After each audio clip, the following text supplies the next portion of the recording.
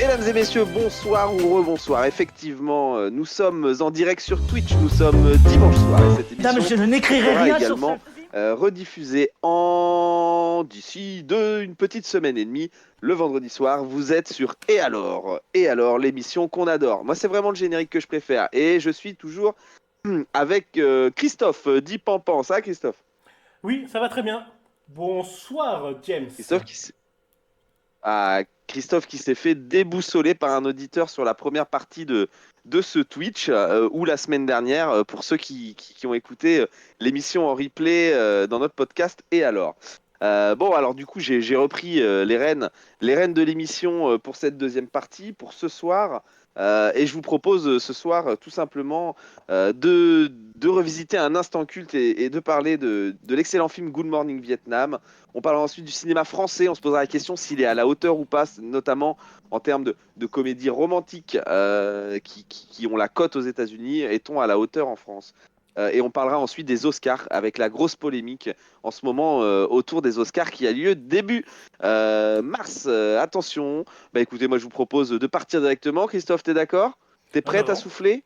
je suis prêt. Ah non, d'accord. Ah si, ah non, non, t'es d'accord donc. Ah oui, oui, bien sûr. Allez, c'est parti. Excusez, le Christophe est en décalage horaire, il a fait Un petit gagner un peu, ouais. voyage à Londres, il est pas très bien.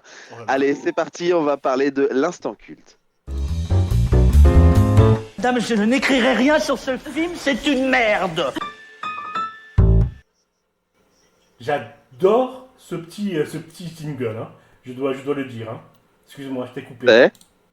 Non, non, il n'y a pas de souci. Non, c'est vrai que c'est un beau jingle. On est bien, on est avec ce jingle. Et il est temps maintenant, du coup, de parler de Good Morning Vietnam. Pourquoi on parle de Good Morning Vietnam? Excusez-moi. Parce qu'on est bientôt la journée mondiale de la radio. Tu le savais, ça, Christophe, que c'était la journée mondiale de la radio d'ici 2 semaines? Non, je le savais pas du tout. Mais alors, pas du tout. Donc voilà, ouais, ouais. Mi-février, c'est la journée mondiale de la radio. Et du coup, j'ai eu envie de faire découvrir donc à Christophe un film qui s'appelle Good Morning Vietnam et qui retrace un peu l'histoire d'un homme qui prend les rênes d'une radio militaire pendant le conflit, vous l'aurez deviné, au Vietnam. Qu'est-ce que tu peux nous dire de ce film, si comme il a fallu, tu l'as regardé? Alors, je l'ai regardé, mais d'abord, je précise que il y a 15 jours, tu nous avais proposé un jour sans fin. Là, c'est Good Morning Vietnam. C'est deux films où il y a où il y a de la radio. Euh, il y a peut-être un message. Je dis ça, je dis rien. Cette introduction n'a ni queue ni tête, mais prendra tout son sens dans peu de temps. Dans Alors, je quelques dois années. avouer que Good Morning Vietnam, je l'ai confondu avec Good Morning England. Et que Oh, rien à j'adore, voir. oui, j'adore Good Morning England, vraiment c'est un super film, feel good, etc. Ouais. Donc quand j'ai lancé Good Morning Vietnam, je m'attendais à passer un bon moment parce que j'ai adoré ce film et je me suis aperçu que c'était pas du tout le même film, Ah non, tu m'étonnes. forcément, et que eh ben, j'ai pas du tout aimé Good Morning Vietnam, mais alors pas du tout. Ah, Donc tu je vas fais nous le dire pitch ou pourquoi tu fais le alors. pitch? Ah, je te laisse faire le pitch, voir si tu as bien compris le film ou si tu as regardé le bon film d'ailleurs. Ah ouais, ça c'est un bon, ça, c'est un bon, c'est un bon test, t'as raison. Alors c'est un militaire qui est nommé à Singapour, il me semble, si je me souviens bien, ou alors il vient de Singapour pour animer une radio, à destination des militaires américains. Et de là, il va tomber amoureux. Il va voir la réalité de ce que c'est la guerre à travers les animosités et l'amitié qui va faire naître tout au long du film. Est-ce que ça te va comme pitch? Est-ce que tu veux ajouter des trucs? Oh, c'est un très très mauvais pitch, hein. On va pas se le cacher. Effectivement, on voit que tu n'as pas aimé le film et que tu l'as résumé euh, mal. Non, c'est l'histoire de quelqu'un enfin, d'un animateur radio qui lui était militaire dans l'armée de l'air. Et du coup, en fait, il prend les rênes d'une radio au Vietnam pour rebooster les troupes qui sont en train de perdre beaucoup de batailles et beaucoup de terrain justement pendant ce conflit au Vietnam. Et lui arrive à révolutionner en fait la radio, à redonner un peu d'espoir et un peu d'humour à toutes ses troupes, tout en étant quelqu'un qui est vraiment irrévérencieux et à l'opposé de ce que peut attendre un gouvernement et des militaires. C'est-à-dire qu'on va lui dire faut pas parler de ce sujet, lui qu'est-ce qu'il va faire? Il va prendre le micro, il va en parler à fond. Donc voilà, j'ai trouvé que c'était une très belle satire de la société américaine. Voilà, surtout à l'époque. Et moi, j'ai trouvé que c'était un très très bon film. Faut savoir que c'est avec Robin Williams. C'est le premier film de sa carrière, hein, l'un des premiers en tout cas qui l'a fait monter les échelles d'Hollywood. Toi, qu'est-ce que t'as pas aimé dans ce film? Alors moi, j'ai pas aimé comment on appelle ça? Le, excuse-moi, j'ai été déconcentré par un message sur le chat que j'ai du mal à comprendre, mais on verra plus Nous, tard. nous so- nous sommes en direct, monsieur. Oui, oui, excusez-moi, je suis très facilement distrait par les choses qui m'entourent. C'est un gros défaut que j'ai. Qu'est-ce que je n'ai pas aimé dans le film? Je reviens à ta question très pertinente. J'ai pas aimé le personnage principal, cette espèce d'arrogant sûr de son humour et qui se découvre humaniste sur le tard. J'ai pas bien aimé ce personnage. Il faut dire que la première fois qu'il apparaît, il arrive de sa première affectation et puis il voit des femmes et puis il a qu'une envie, c'est presque de leur sauter dessus quoi, pour les draguer. En même temps, c'est une bonne caricature du militaire. Euh, j'ai trouvé ce film un petit peu de propagande pro-américaine, même si il dénonce un petit peu la guerre du Vietnam. J'ai trouvé que les images étaient très léchées et donnaient un aspect fête à cette guerre dégueulasse. Franchement, ça m'a mis un petit peu mal à l'aise ce film et j'ai pas vraiment aimé quoi. Est-ce que tu es satisfait de ma D'accord. réponse? Alors, je suis satisfait de ta réponse et je la partage. Même si oui, c'est une satire de la société américaine, il faut pas oublier que c'est quand même un des films qui est sous l'égide de Disney à l'époque, hein. Ah, Même ça je déjà à savais pas. l'époque. Voilà. Et en fait, du coup, il fallait garder un film assez léger tout en instaurant un sujet quand même assez grave. Donc c'est là un peu tout le pari que se lançait Disney de pas faire un film familial, mais de faire un film avec un sujet sérieux, mais qui doit quand même être tourné en dérision et qui doit envoyer un message fort. Donc voilà. Quand on sait ça, déjà, on voit un peu l'aspect du film complètement différent. Après, je te rejoins sur des aspects. Il y a des aspects qui sont très clichés. Le cliché du militaire qui, à peine arrivé sur le sol, veut se taper une étrangère, et qui il va d'ailleurs tout faire pour y arriver. Et moi, ce qui m'a dérangé, alors je l'ai pas regardé en VO, je l'ai regardé en français. Tu l'as regardé en français, toi? Non, je les regarde en VO. Moi, en français, j'ai trouvé les doublures françaises, donc des acteurs, des acteurs vietnamiens, vraiment très clichés. Enfin, je veux dire, c'est vraiment l'accent, à la limite du racisme, quoi. Je sais pas si ça donne ce même effet en VO. Non, pas du tout. En VO, tu vois que c'est la voix Non. de l'acteur, quoi. Donc, t'as pas cet Ouais, effet-là. Mais c'est un vrai problème des ouais, versions françaises, hein. On l'a vu avec, ouais, ouais. dans une précédente émission. C'est une catastrophe, certains films en VO. En doublé, pardon. Ouais. Et là, vraiment, là, film doublé en français. Enfin, bon, faut se remettre dans un contexte. Je crois qu'il est de 1987, le film. Donc, on est, voilà. Mais quand on le regarde aujourd'hui avec des yeux de personnes vivant dans les années 2020, on pourrait plus faire un film avec donné à une personne asiatique un accent, mais haché comme ça au couteau. Ce serait tout de suite très mal pris, très mal vu et très critiqué. Ouais, en même temps, ça va bien avec tous les clichés véhiculés par le film, hélas. Ça Oui, oui, m'étonne pas, et quoi, là. du coup. Tu vois? Ouais, ouais. Ça marche. T'as autre chose à dire sur cet instant culte qui est Good Morning Vietnam? Ouais, mais j'ai peur de tomber dans France Culture, alors dis-moi de fermer ma Ah gueule. non, non, non, non. Dis-nous, justement, balance-nous une petite info France Culture. Attention, on va vous faire un nouveau jingle. Tout, c'est l'info France Culture de Christophe. Oui, excuse-moi. Pardon. Il est perdu. Oui, oui, totalement perdu, effectivement. Je sais plus ce que je voulais dire. Voilà. Ça va me revenir après. J'ai l'esprit totalement vide et je suis désolé. D'accord, Qu'est-ce que pas je de voulais dire souci. sur le film? Ah oui, oui, que c'est inspiré d'une histoire vraie. que le vrai, que l'histoire de ce mec, donc présentateur, animateur radio pour les militaires, a vraiment existé. Sauf qu'ils ont vraiment trahi un petit peu sa vie, comme d'habitude, quoi. Il pouvait pas faire un film de sa vie parce qu'elle n'était pas aussi aventuresque, on va dire. Par exemple, il n'est jamais tombé amoureux. Il n'a jamais tombé amoureux, pardon, ils sont meilleurs amis. Ce n'était pas un terroriste vietnamien. Ouais. Voilà, Ah, c'est bien, c'était tu viens de l'instant spoiler le culture. film à tout, tu viens de spoiler le film à tous nos auditeurs qui se disent bon bah allez, je vais quand même aller voir le premier film de Robin Williams. Non, je vous le conseille quand même. C'est vrai que bon, on est dans l'instant culte, ça reste un film qui reste culte quand même parce que voilà, on parle d'un sujet sérieux, on voit les premiers pas de Robin Williams dans un rôle comique, mais pas trop.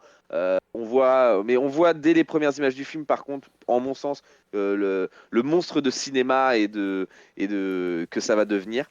Et pour ceux qui aiment un peu Robin Williams, qui connaissent un peu Madame Doubtfire, voilà, on est déjà dans les prémices de ce personnage-là, en mon sens. Donc Ouais. voilà, je vous invite à aller voir Good Morning Vietnam. Il est disponible sur Disney+. Tu voulais rajouter quelque chose, Christophe? Non, je voulais dire que je suis d'accord avec toi sur Robin Williams, mais plutôt aller voir Good Morning England, qui est beaucoup mieux. Ah oui. Et je pense qu'il fera l'affaire d'un prochain instant culte. Ok, je te propose de continuer sur notre programme, Christophe. T'es d'accord En toujours? route. T'es toujours avec moi? Hmm. Ouais, c'est bon, t'as retrouvé tes esprits? J'ai retrouvé mes esprits et je suis prêt, quoi qu'il arrive. Super. Bon, alors là, de toute façon, jusqu'à la fin de l'émission, on va continuer de parler cinéma. Et on va commencer avec du cinéma français. Et moi, j'ai une question à vous poser et à te poser précisément, Christophe. La France aujourd'hui est-elle au niveau en termes de cinéma? Euh, alors, c'est une question globale dans un premier temps. En termes de cinéma, est-ce que tu trouves la France au niveau comparé au reste de la planète? Alors là, alors là, c'est une question dangereuse parce que si tu me lances ce sujet-là, il va falloir m'arrêter à un moment donné. Mais je pense que Ah ben, la à un France moment, est, je vais te dire stop. la France est malade par son système du CNC et de son système d'avance au film, qui en soi est une très bonne idée, parce qu'il faut, il y a que, il y a que comme ça qu'on a pu résister aux films américains et aux films des autres pays. Ça permet d'avoir des films bien estampillés français. Le problème, c'est que l'attribution du financement est opaque et souvent liée à des renvois d'ascenseur ou à tiens, c'est la sœur du frère du producteur, tiens, c'est le fils du neveu de l'acteur hyper connu. Donc ça, c'est un problème. Et puis tu finances aussi des films sur dossier. Et ça donne des films sociaux imbitables, si vous me permettez l'expression, qui n'auraient jamais dû être financés. J'essaye de résumer un petit peu ma pensée pour pas trop faire France Culture, mais j'espère qu'elle est comprise, même si elle n'est Alors, pas partagée. par moi, elle est comprise, mais je te parlais en termes de cinéma pur, c'est-à-dire que est-ce que tu trouves qu'aujourd'hui, est-ce que tu prends plaisir tout simplement aujourd'hui à regarder un film français? Ah, alors tu vois, je me suis engagé dans une voie France Culture et je me suis pris la porte moi-même et les murs aussi. Donc pour répondre simplement à ta question, oui, par exemple, la semaine dernière, j'ai été voir Making of de Cédric Kahn et j'ai Oui, pris que un tu nous as pied déjà immense, quoi. conseillé, C'était ouais. super, super Ouais, film. ouais, ok.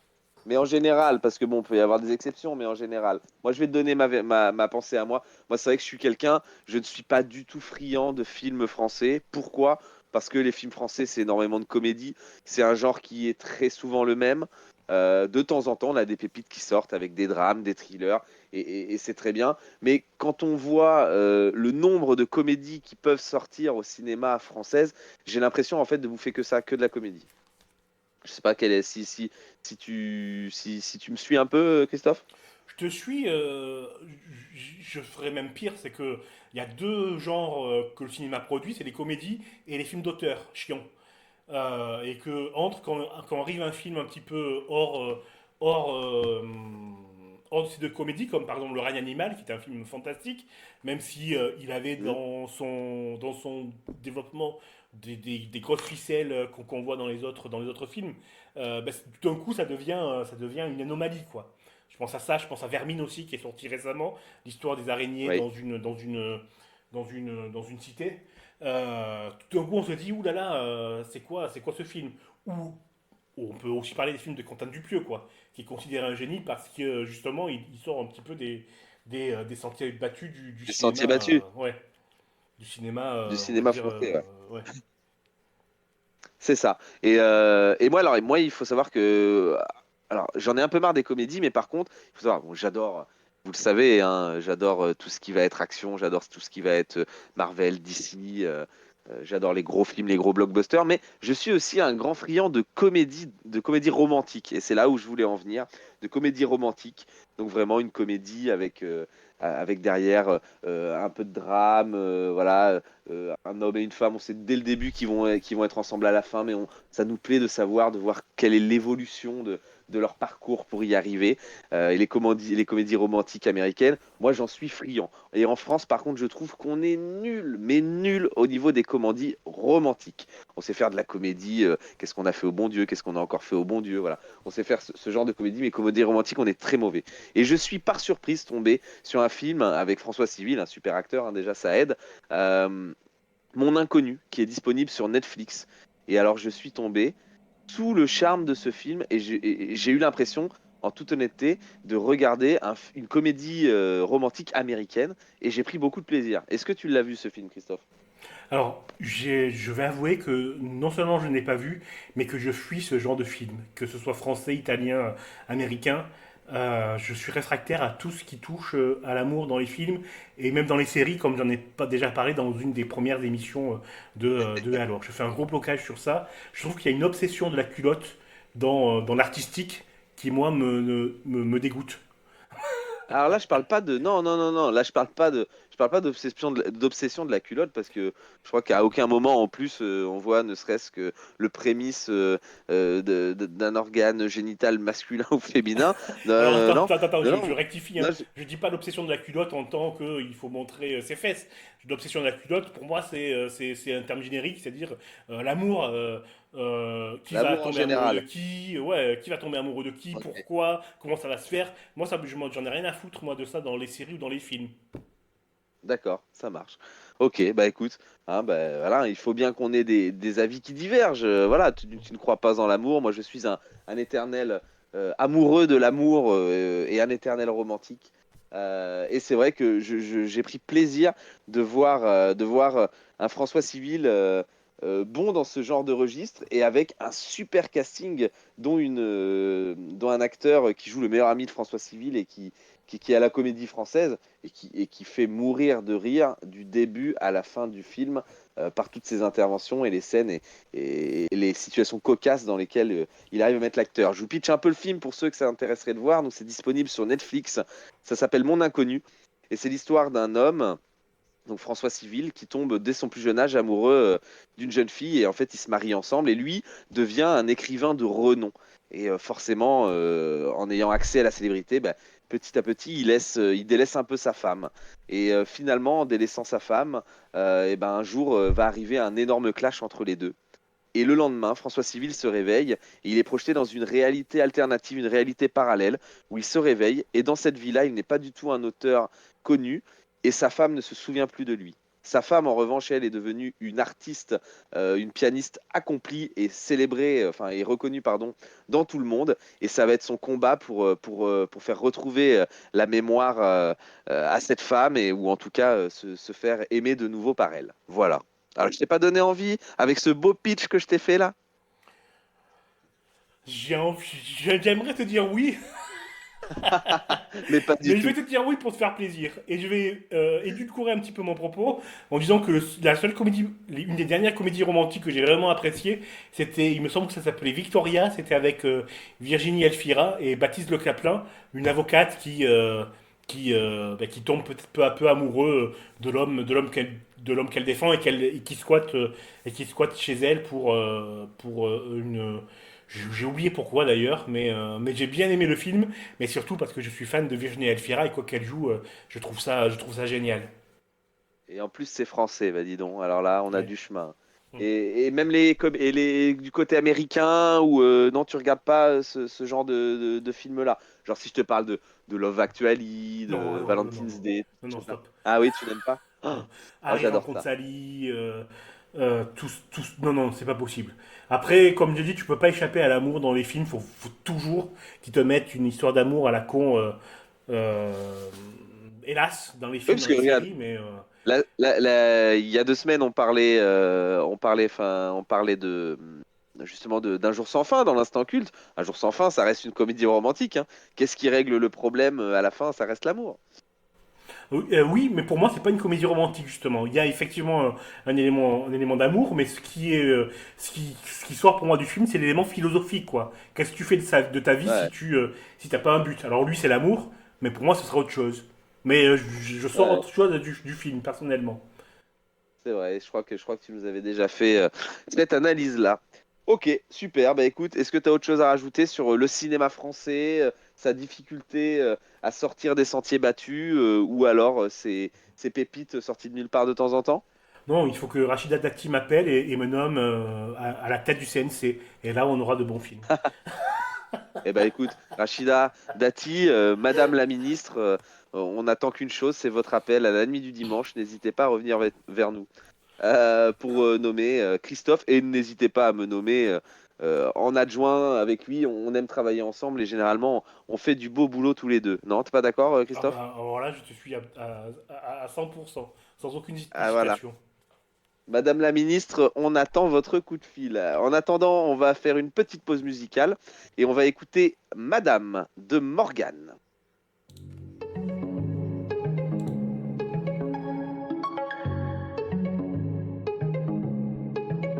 Je suis bien plus qu'un homme, pourquoi ça t'étonne? J'ai l'audace, l'ambition et sur le compte y'a les sommes entre mes deux cuisses y'a la porte qui mène les âmes. Dans le monde des humains, bien sûr, appelle-moi madame. Il me dit retourne à la cuisine parce qu'il sait pas la faire. Je l'aime quand il nettoie ma piscine et qu'il remplit mon verre. Je comprends qu'il soit vénère, il a l'impression que je lui ai pris sa place dans l'univers. C'est pas vraiment de sa faute, on lui a dit. Il faut que ta bite soit grosse mais pas ta petite amie. Il faut qu'elle soit parfaite et qu'elle fasse pas trop de bruit. Sauf au lit, là faut que ça gueule. Je suis bien plus qu'un homme, pourquoi ça t'étonne? J'ai l'audace, l'ambition et sur le compte y'a les sommes entre mes deux cuisses y'a la porte qui mène les âmes. Dans le monde des humains, bien sûr, appelle-moi madame. Je suis bien plus qu'un homme, pourquoi ça t'étonne? J'ai l'audace, l'ambition et sur le compte y'a les sommes entre mes deux cuisses y'a la porte qui mène les âmes. Dans le monde des humains, bien sûr, appelle-moi madame.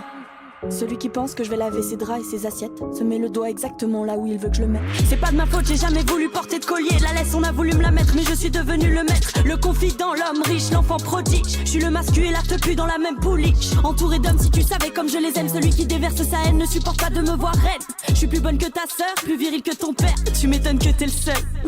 Tu cherches à faire baisser la puissance de ma crédibilité, ça fait sens. Car ta vie semble être insignifiante. Ton aigreur est le résultat de ta négligence. Ça doit être dur d'être un homme avec des convictions. La masculinité, quelle putain de prison quand on est un garçon. Je suis qu'un humain de toute façon. Je suis bien plus qu'un homme, pourquoi ça t'étonne? J'ai l'audace, l'ambition et sur le compte y'a les sommes entre mes deux cuisses y'a la porte qui mène les âmes. Dans le monde des humains, bien sûr, appelle-moi madame. Je suis bien plus qu'un homme, pourquoi ça t'étonne? J'ai l'audace, l'ambition et sur le compte y'a les sommes entre mes deux cuisses y'a la porte qui mène les âmes. Dans le monde des humains, bien sûr, appelle-moi madame.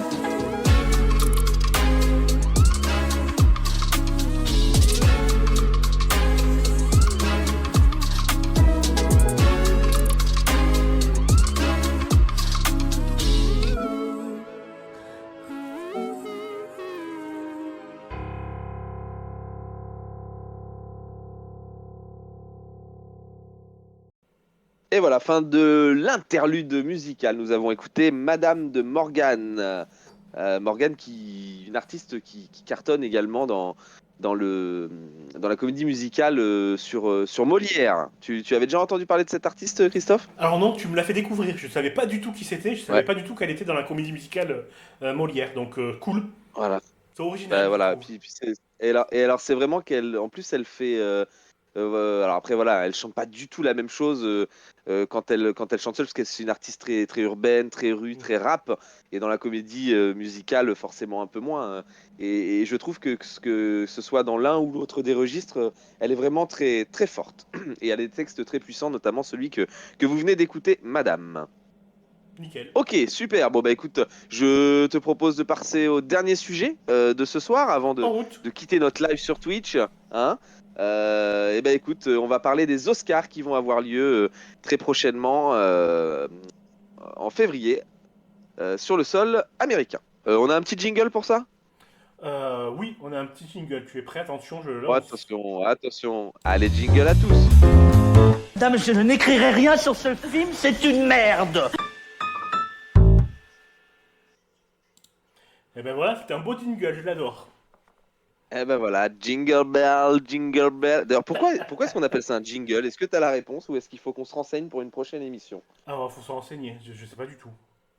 D'accord. Bon, bah écoutez, ou alors si un des auditeurs ont la réponse, n'hésitez pas à nous la partager en commentaire, en message, en mail, en ce que vous voulez. Allez, on parle des Oscars tout de suite. Les Oscars, j'ai appelé cette chronique les Oscars, récompense ou faux semblant. À vous de choisir. Et j'aimerais plus particulièrement qu'on parle du cas Barbie. En ce moment, il y a plusieurs artistes qui prennent la parole, et notamment Ryan Gosling, qui réagissent à la non-nomination de Margot Robbie ou de la réalisatrice de Barbie sur ce film. J'aimerais ton ressenti par rapport à cette petite polémique qui grimpe, qui monte du côté de nos grandes têtes hollywoodiennes. Alors, moi, je trouve ça génial parce que ça dit exactement ce que j'ai pensé du film. C'est-à-dire que on a prétendu que ce film était un film féministe alors que ce n'est pas du tout un film féministe. C'est une purge. Alors déjà, c'est mal réalisé, c'est mal joué. Et que le film, c'est une gloire, c'est un gloire à Ken, quoi. Gloire au mec, gloire au mal, gloire à la puissance, gloire à la testostérone.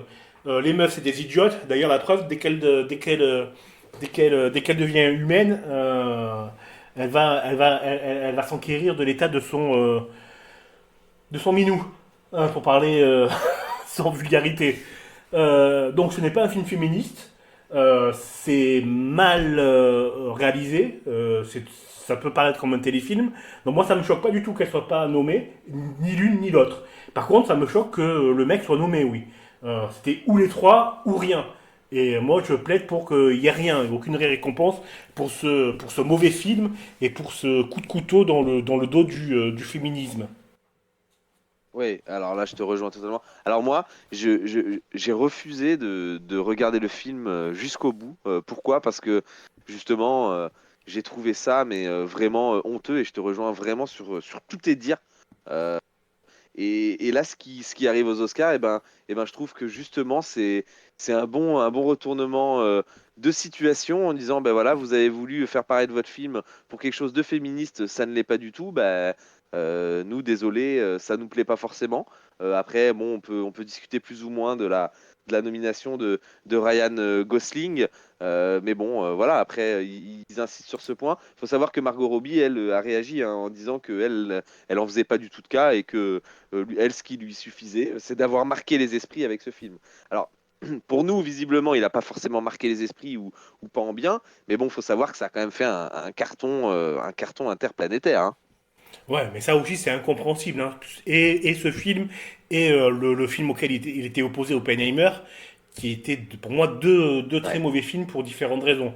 Mais que Barbie ait fait un succès, alors bon, c'est bien, tant mieux, mais ait fait un succès en se présentant comme un manifeste féministe, c'est, posons-nous la question, où est le féminisme, dans quel état il est de féminisme aujourd'hui pour qu'on puisse dire que Barbie est un film féministe, quoi. Il y a un gros problème Ouais. dans la vision des choses, quoi. C'est pas possible, hein.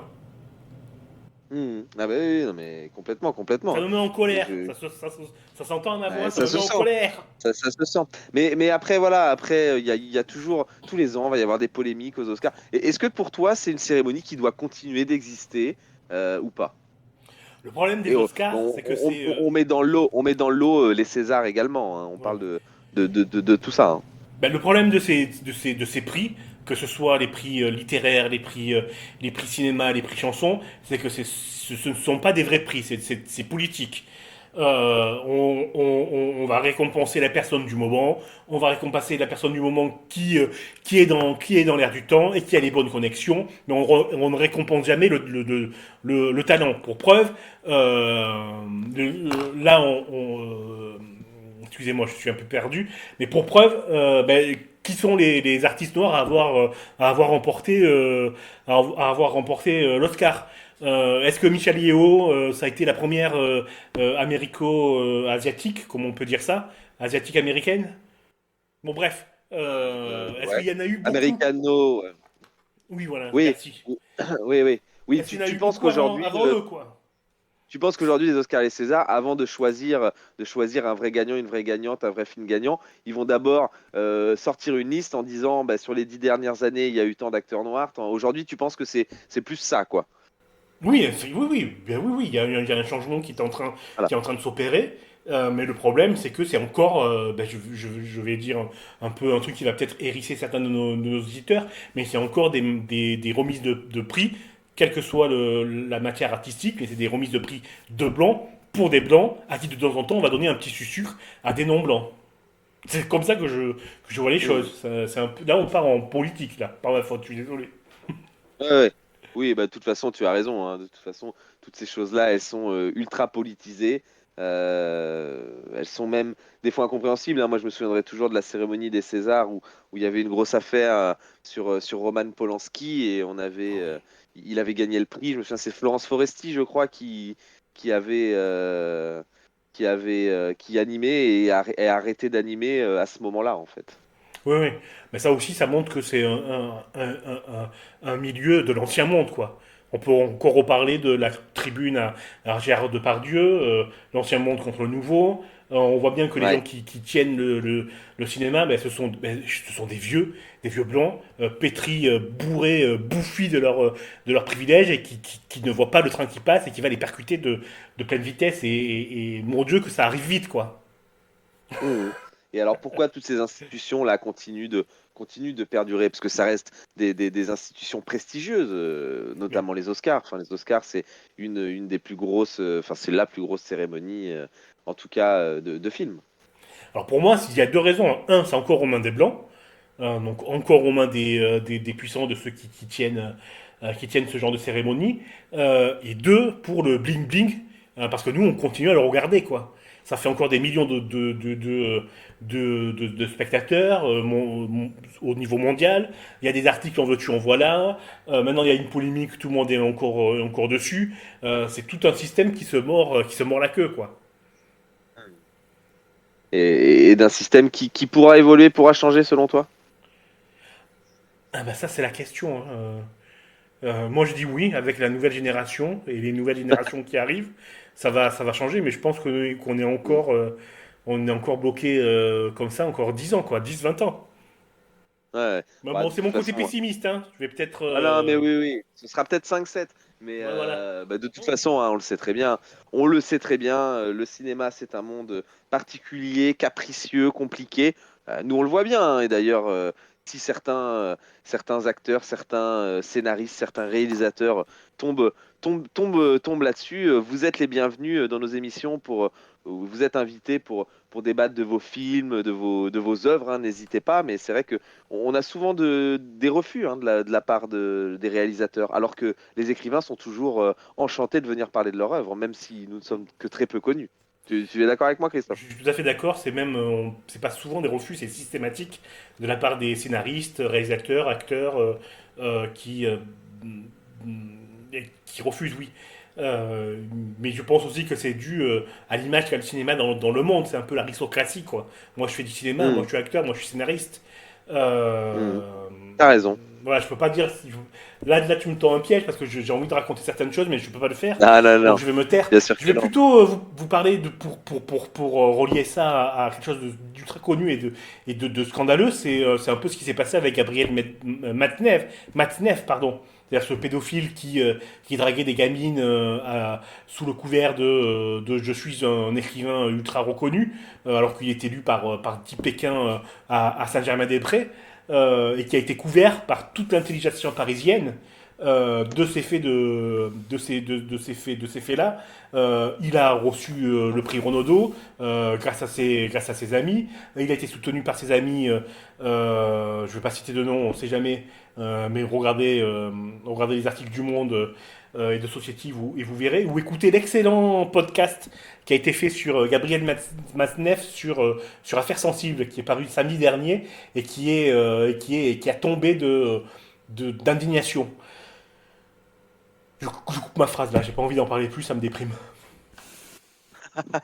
Voilà, tout ça pour vous dire que c'était une émission quand même assez réac ce soir, enfin une deuxième partie d'émission en tout cas assez réac, et une émission de demande. On a demandé quand même à Madame la Ministre de nous écouter, de nous donner un poste, et là on demande à des réalisateurs et des acteurs de venir présenter leur film au bas peuple, au bas monde, qui vous font quand même gagner de l'argent, gagner de la thune, parce que il faut se rappeler que du haut de votre piédestal, si plus personne ne va voir vos films, vous ne durez plus très longtemps. Hein, on va finir là-dessus, Christophe? Ouais, on va finir là-dessus.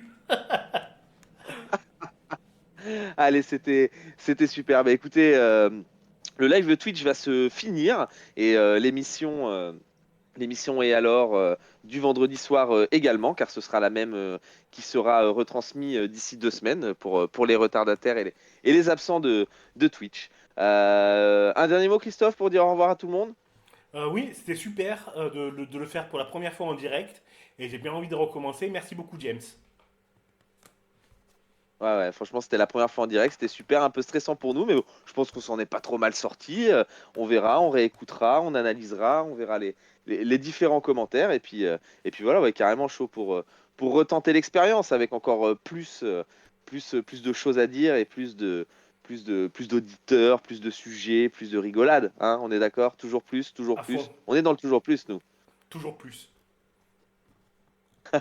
Super. Bah écoutez, messieurs, dames, je vous dis bonsoir à tous et on va se quitter sur une chanson de Mika. Tiens, j'ai envie d'écouter un artiste justement qui a réussi à percer aussi bien à l'étranger que sur le sol français et qui, je trouve, garde la tête froide et la tête haute. Ouais, moi Euh, aussi, je l'adore. Mika.